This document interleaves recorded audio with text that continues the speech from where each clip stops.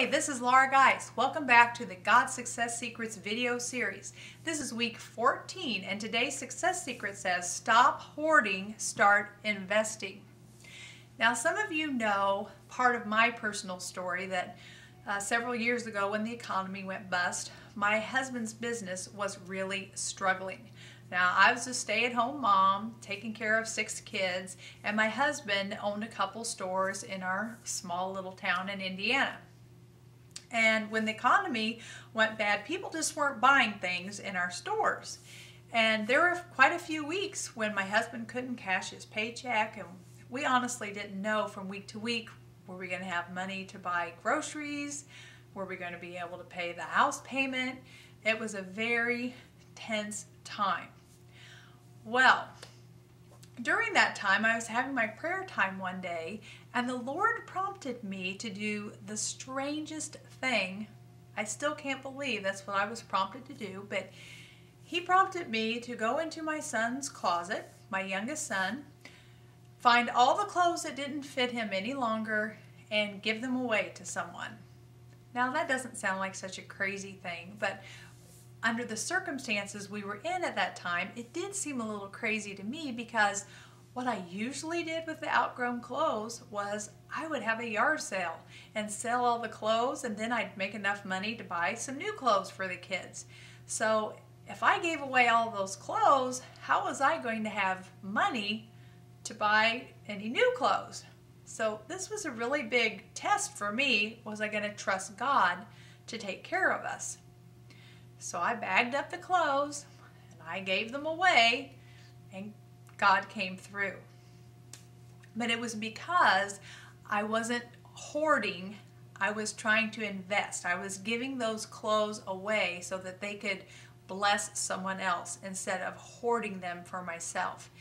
And as I was reading through the scriptures, I noticed the parable of the talents. Have you read the parable of the talents lately? I think it tells an interesting story.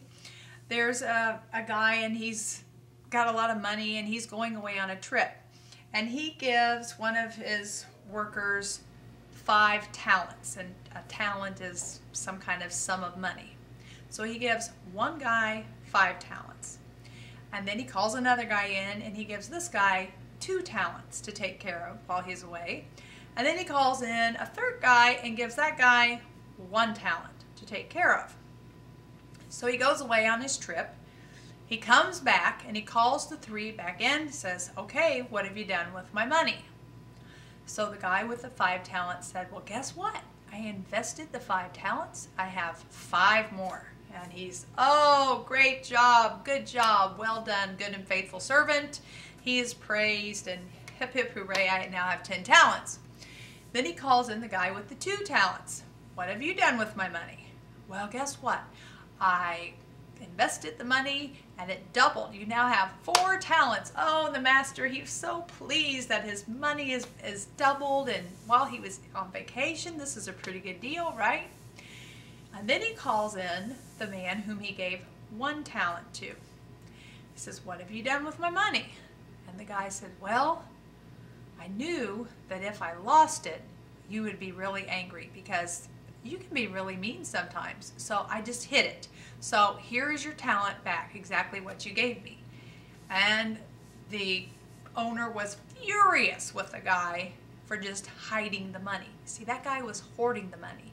And then when Jesus was explaining the parable, he wasn't pleased with that guy who just held on to everything he had.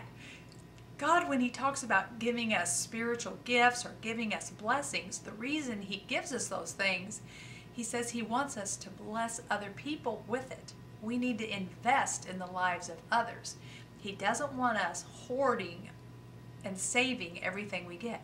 You know, even if you learn some new truth as you're listening to one of these videos, or as you're listening to your pastor give a sermon at church, you know, sometimes that's not just all for you. You're supposed to share it with someone else. See, if you just keep it to yourself, it's like you're hoarding. You need to invest it into someone else.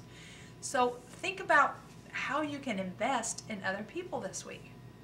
So our verse this week comes from 2 Corinthians chapter 9, verse 6. And you've heard this before, I'm sure. It says, remember this, whoever sows sparingly will also reap sparingly, and whoever sows generously will also reap generously. So if you want to be successful, then you want to have a huge harvest. You want to reap generously. So that means you're going to have to sow generously. You're going to have to be willing to give some things away to build other people up. Not be so concerned about yourself, but invest in other people.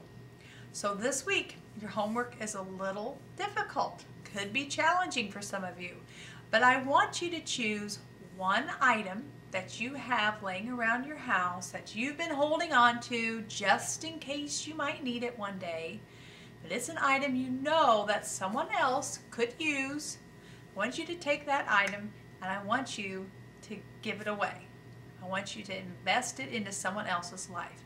Now you could just box up something and take it to the Goodwill or some charity, but it would be even better if you chose an actual person who you know needs this item that you could give that thing to. But however you want to do it, choose an object that you really don't need. You don't need to hold on to it. You don't need to hoard it. And I want you to give it away. And in that way, let's start sowing some seed so that you can have a generous harvest. And I'll see you next time.